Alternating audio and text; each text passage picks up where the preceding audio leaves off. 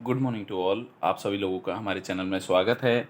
अगर आपने हमारे चैनल को लाइक एंड सब्सक्राइब नहीं किया है तो प्लीज़ लाइक एंड सब्सक्राइब करें एंड बेल आइकन का बटन ज़रूर प्रेस करें जिससे आपको हमारे नई वीडियो का नोटिफिकेशन मिल जाए।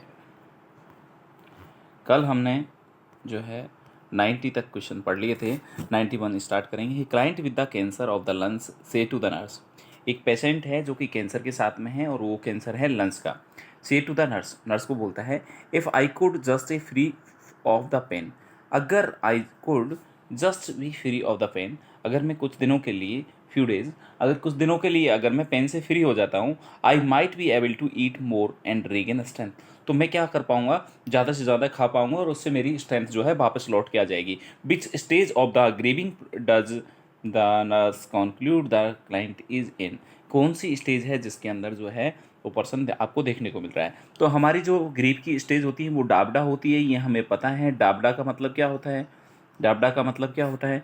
डिप्रेशन होता है, सॉरी, सबसे पहले होता है डिनाई होता है, एंगर होता है, बार्गेनिंग होती है, डिप्रेशन होता है और एक्सेप्टेंस होता है। देखो बेटा, यहाँ पर फ्रस्ट्रेशन कोई स्टेज नहीं होती है, रेशनलाइजेशन कोई स्टेज नहीं होती है, तो एक है बार्गेनिंग और एक है डिप्रेशन। तो ठीक है, जब पेशेंट डिप्रेशन में होता है तो वो तो बात ही नहीं करता, कम से कम बात करता है। बट पेशेंट यहाँ पर बोल रहा है कि अगर मेरा थोड़े दिन के लिए अगर पेन गायब हो जाए तो मैं क्या करूँ, ज़्यादा से ज़्यादा खाऊं और जिसकी वजह से मेरी स्ट्रेंथ वापस से लौट के आ जाए और मैं इस कंडीशन से लड़ पाऊँ। तो ये क्या कंडीशन होगी? तो डाबनामे से बेटा अब ये तो दो तो ऐसे ही कट जाते हैं और एक बचा जो बार्गेनिंग, ये क्या कर रहा है? बार्गेनिंग कर रहा है। क्या ऐसा सच में हो सकता है कि पेन कम हो जाए, वो ज़्यादा खाए और वो ठीक हो जाए? खाने से वो ठीक थोड़ी हो पाएगा कैंसर, क्योंकि कैंसर का आप ट्रीटमेंट लेना पड़ेगा। यहाँ एक उसके अंदर जीन जो है, उनको जीन्स जो है वो डेवलप हो चुके हैं, तो वहाँ पर उसको जो है उसको ट्रीट करना पड़ेगा। तो बेटर आंसर यहाँ पर क्या हो सकता है? एक आंसर हो सकता है bargaining is one of the stage of grieving in which the client promises some type of desirable behavior to postpone the inevitable of the death। मतलब यहाँ पर जो बार्गेनिंग स्टेज होती है उसमें क्या करता है, पेशेंट कुछ इस तरीके के प्रॉमिस करता है जो मतलब उसके जो डेथ का कारण है उसको कहीं कहीं अवॉइड करने में हेल्पफुल हो। Question number 92। A client who has reached the state of the acceptance in the grieving process appear peaceful. मतलब एक पेशेंट है जो कि रीच्ड हो चुका है, मतलब पहुंच चुका है एक्सेप्टेंस फेज के अंदर। अभी डाबडा के अंदर हमने 4-5 स्टेप जो देखी थी, उसके अंदर लास्ट वाली स्टेज पर पहुंच चुका है एक्सेप्टेंस पे। कल भी हमने एक एक्सेप्टेंस का क्वेश्चन देखा था कि अगर पेशेंट एक्सेप्टेंस में है तो हमें क्या करना है, ये क्वेश्चन हम देख चुके थे। But demonstrate a lack of involvement with the environment. लेकिन वो क्या कर रहा है, इन्वायरमेंट के साथ में क्या है, ज़्यादा इन्वॉल्व नहीं हो रहा है। How should the nurse address the behaviour, किस तरीके का बिहेवियर जो है उसको एड्रेस करेगी। Ignore the client behaviour when possible, की इग्नोर करे, नहीं इग्नोर नहीं करना है। Accept the behaviour the client is exhibiting, जो भी बिहेवियर जो पेशेंट एग्जिबिट कर रहा है उसको एक्सेप्ट कर लेना चाहिए। या explore the reality of the situation with the client, कि पेशेंट के साथ में रियलिटी, अब कुछ नहीं बताना बेटा, अब सब हो चुका है, एक्सेप्ट किया है, तब तक उसको सारी रियलिटी पता लग चुकी है, तभी तो उसने एक्सेप्ट किया, तो यहाँ का एक्सप्लोर करने की जरूरत नहीं है। Increase the participation with in the clients environment, कि क्लाइंट के एनवायरमेंट के साथ में जो पार्टिसिपेशन है उनको अपन को बढ़ाना चाहिए।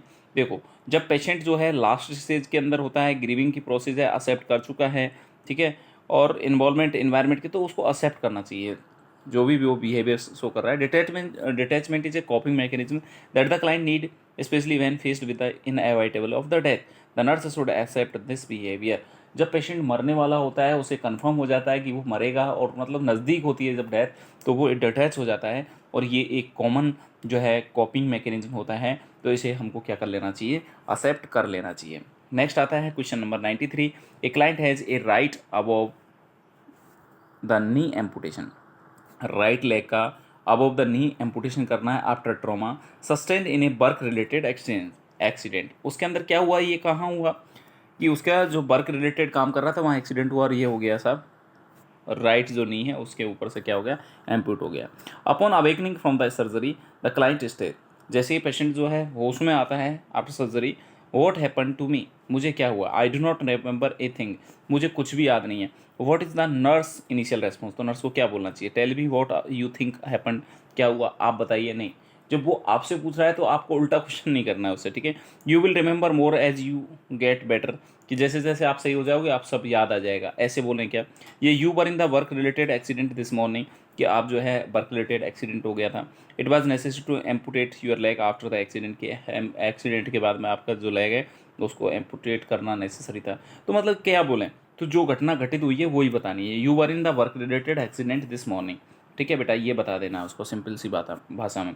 This is a truthful and provide basic information, ये एक ट्रूथफुल है, ये एक वेरासिटी है। आपने एथिक्स में पढ़ी थी, हमने पढ़ी थी वेरासिटी, और कितनी बार क्वेश्चन आ चुका है आप समझ गए होंगे।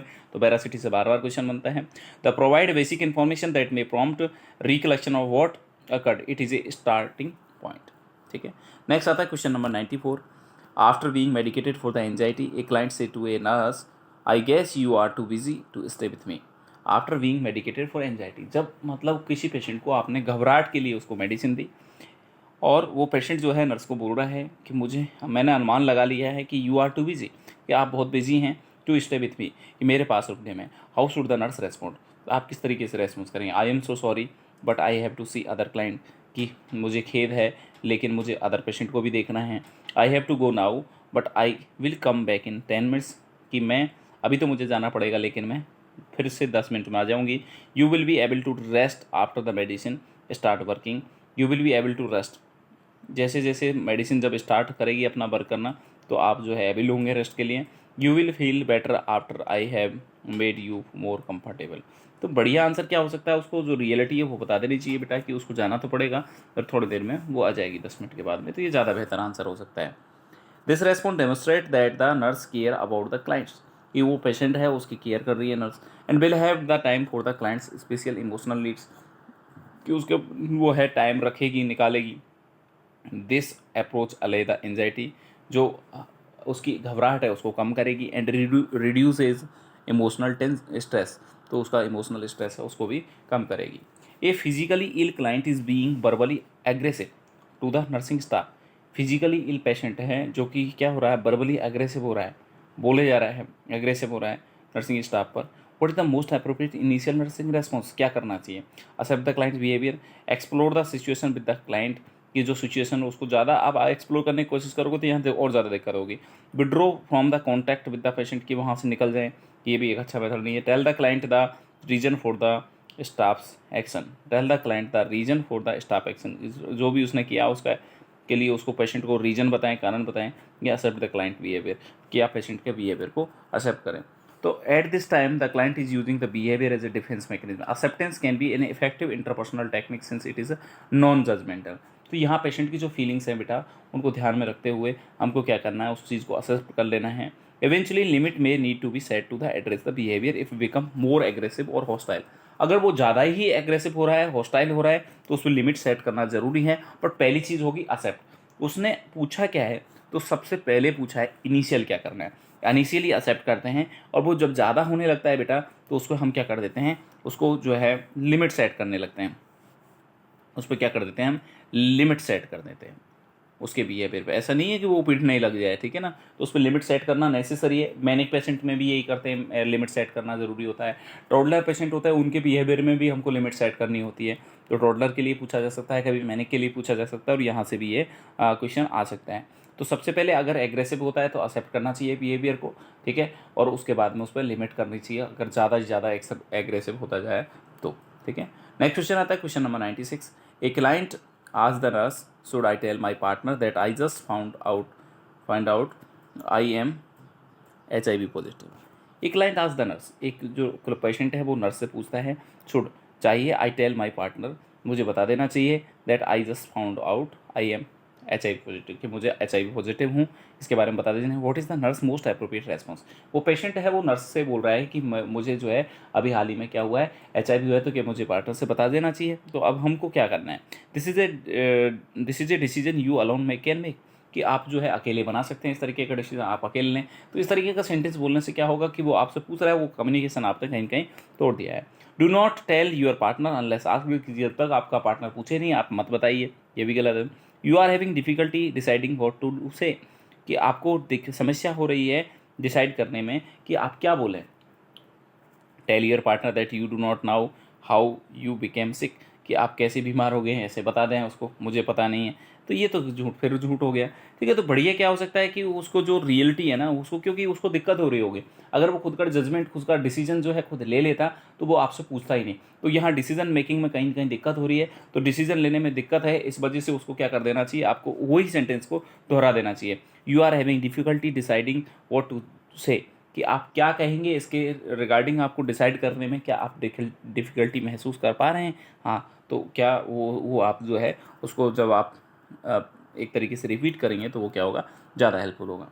तो this is response promote an exploration of the client dilemma, it engage the further communication, और ये फर्दर कम्युनिकेशन को प्रमोट करेगा। नेक्स्ट क्वेश्चन है question number 97। A client become anxious after being schedule for a colostomy. एक patient है जो क्या हो गया, घबराहट हो रही है, और वो घबराहट कब हो रही है, जब वो शेड्यूल कर दिया है कोलोस्टोमी के लिए। किसके लिए शेड्यूल कर दिया भाई, कोलोस्टोमी के लिए। What is the most effective way for the nurse to help the client. इस टाइप के जो पेशेंट है उसको हेल्प करने के लिए आपका बढ़िया तरीका क्या हो सकता है, administer the prescribe PRN sedative, उसको सेडेटिव दे दें घबराहट के लिए। Encourage the client to express feeling, उसकी जो भी फीलिंग्स हैं उनको आपको एनकरेज करना चाहिए। Explain the post procedure course of the treatment की प्रोसीजर के बाद में क्या होने वाला है वो चीज़ एक्सप्लेन करनी चाहिए। Reassure the client that there are other with this problem, उनको बताना चाहिए कि जो ऐसी प्रॉब्लम के साथ में अदर लोग भी हैं। तो बेटा सबसे बड़ी चीज़ होती है घबराहट कब होती है, जब हम उस चीज़ के बारे में नहीं जानते हैं कि भाई किस तरीके से कोलोस्टोमी होगी, क्या होगा, कैसे होगा। तो अगर उसके मन में कोई क्वेश्चन है, उसकी जो भी फीलिंग्स हैं उनको ज़्यादा से ज़्यादा एक्सप्रेस करने के लिए उसको एनकरेज करना चाहिए। उसकी हर फीलिंग को वो अगर बताएगा तो वो सारी समस्याएं क्या हो जाएंगी, कंप्लीट हो जाएंगी, सही हो जाएंगी। उसका जो एंजाइटी है वो कम हो जाएगा। तो बढ़िया आंसर सेकंड हो सकता है। Communication is important in relieving the anxiety and reducing stress. किसी भी तरह की अगर आपको घबराहट हो रही है, कोई भी स्ट्रेस है, तो कम्युनिकेशन अगर करते हैं तो कम्युनिकेशन के द्वारा इसको ईजिली क्या किया जा सकता है, कम किया जा सकता है। बात को समझें, कैसे समझें बात को। देखो बेटा, जब अगर मैं बात करूँ कि आपको कोई टेंशन हो रही होती है, घबराहट हो रही होती है, और जब आप इस सारी चीज़ों को आप अपने फ्रेंड को, अपने रिलेटिव को, किसी को बता देते हैं, तो आपने देखा होगा कि हम थोड़ा हल्का महसूस करते हैं। तो कम्युनिकेशन एक वे होता है जो रिड्यूस करता है अपनी स्ट्रेस और एंजाइटी को कम करने के काम आता है। नेक्स्ट क्वेश्चन आता है question number 98। A client with the hemiplegia is starting blankly at the wall and report feeling like half a person. मतलब इस तरीके की वो जो हेमीप्लेजिया, आधी बॉडी के अंदर उसके अंदर क्या हो गया है, प्लेजिया हो गया है, ठीक है। तो उस वजह से उसके अंदर क्या हो रहा है, ऐसा लग रहा है कि हाफ ए पर्सन, आधा पर्सन है वहाँ पर। What is the initial nursing action, क्या करना चाहिए। Use technique to distract the client, की पेशेंट को वहाँ से डिस्ट्रैक्ट करें। Include the client in decision making, की डिसीजन मेकिंग में यहाँ किसी तरह का डिसीजन तो हो नहीं रहा। Offer to spend more time with the client, की पेशेंट के साथ में ज़्यादा टाइम व्यतीत करें। Help the client to problem solve personal issues, उसके पर्सनल इश्यूज़ जो हैं उनको सॉल्व करने में हेल्प करें। तो यहाँ पर बेटा क्या हो रहा है, दिक्कत समझे आप बात को, कि पेशेंट जो है उसके आधी बॉडी के अंदर प्लेजिया हो चुका है, और जब वो ब्लैंक कर रहा है आँख, मतलब दीवार पर जब वो देख रहा है तो उसे ऐसा लग रहा है कि आधा पर्सन है वहाँ पर, समझ में आ रहा है, आधा पर्सन की तरह कुछ दिख रहा है। तो हमें क्या करना चाहिए, तो डिस्ट्रैक्ट करना चाहिए, या include the client in decision में, तो ना किसी भी तरह के डिसीजन मेकिंग नहीं हो रही है यहाँ पर, ठीक है। या help the client to problems, तो बढ़िया आंसर क्या हो सकता है, तो बढ़िया आंसर यहाँ पर हो सकता है कि थोड़ा सा ज़्यादा टाइम पेशेंट के साथ में व्यतीत करें, जिसकी वजह से उसकी प्रॉब्लम को समझें, उसको थोड़ा सा भरोसा मिलेगा, ट्रस्ट मिलेगा, तो ये चीज़ें बेटर हो सकती हैं। तो because of the profound effect of the paralysis on the body image, the nurse should foster an environment that permit the exploration of feeling without judgement, punishment और रिजेक्शन। ना उसको जजमेंट करना है, ना कि कुछ भी नहीं है, या ऐसा कुछ भी नहीं करना है, किसी भी तरह का हमको जजमेंट नहीं करना है, कोई भी पनिशमेंट और कोई भी तरह का रिजेक्शन नहीं करना है। नेक्स्ट क्वेश्चन आता है question number 99। While relieving a pre operative enema, a client start to cry and say I am sorry you have to do this messy thing for me, what is the nurse best response. जब किसी patient को क्या हो रहा है, pre operative, कोई operation से पहले इनेमा लगने वाला है, और इनेमा लगने से पहले वो पेशेंट चिल्ला रहा है, रो रहा है कि यार मेरे के साथ में क्यों ऐसा मेरे ही साथ हो रहा है, ये इतनी गंदी चीज़ मेरे साथ कर रही जा रही है। तो आपका रेस्पॉन्स क्या हो, आई डोंट माइंड इट, कि मुझे इससे कोई फ़र्क नहीं पड़ता है। यू सीम अपसेट, कि आप जो है अपसेट लग रहे हैं। This is a part of my job, कि मेरे जॉब का पार्ट है। या nurse get use to this, कि नर्स है वो इसको यूज़ करने के लिए। तो मतलब यहाँ बेटर क्या हो सकता है, तो जो यहाँ पर जो ट्रूथ है वही सबसे बढ़िया हो सकता है। तो यू सीम अपसेट, वो अपसेट लग रहा है तो उसको बता दो बेटा, ये सबसे बेहतर हो सकता है, ठीक है। तो the nurse should identify clues to a client anxiety and increase the verbalization of feeling. अगर आप इस तरीके से बताएंगे तो उसका वर्बलाइजेशन करेगा, वो अपनी फीलिंग्स है, वो अपनी जो भी किसी भी टाइप की अगर उसके अंदर स्ट्रेस टाइप की जो कंडीशन है उसको क्या करेगा, वो एक्सप्लोर करने की कोशिश करेगा। लास्ट क्वेश्चन है question number 100। A nurse is teaching a client about the restricted diet, what is the nurse best initial comment. A nurse is teaching the client about A restricted diet, restricted diet के बारे में जो है एक nurse है वो patient को समझा रही है। What is the nurse best initial comment, सबसे बढ़िया कमेंट क्या हो सकता है। What type of the food do you usually eat, कि आप जो है नॉर्मली कौन सा फूड ज़्यादा खाते हैं, या you should follow the this diet exactly as written, कि जैसे लिखी हुई है डाइट वैसे ही आपको एग्जैक्टली फॉलो करनी है। You must limit the intake of the food on this special diet, कि आपको लिमिट करना चाहिए इनटेक ऑफ फूड का। या what do you now about this diet that was order for you, कि आपके लिए जो डाइट जो प्रिस्क्राइब की गई है, जो आपके लिए डाइट लिखी गई है, उसके बारे में आप क्या जानते हैं। तो बिल्कुल साहब, जो रेस्ट्रिक्टेड डाइट है ना, वो जो लिखी हुई है उसके बारे में उसको जानना बहुत ज़रूरी है। तो क्वेश्चन वही होना चाहिए, उसी से रिगार्डिंग होना चाहिए। तो उसको यही पूछ लेना चाहिए, what do you now about this diet that was order for you, कि जो जो डाइट आपके लिए ऑर्डर की गई है उसमें उस डाइट के रिगार्डिंग आप क्या जानते हैं। ये बढ़िया आंसर यहाँ पर हो सकता है, ठीक है।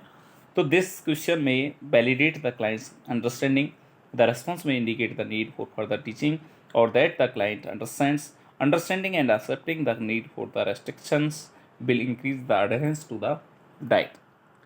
आज के लिए थैंक यू सो मच। अगर आपने हमारे चैनल को लाइक एंड सब्सक्राइब नहीं किया है तो प्लीज़ लाइक एंड सब्सक्राइब करें एंड बेल आइकन का बटन जरूर प्रेस करें, जिससे आपको हमारे नए वीडियो का नोटिफिकेशन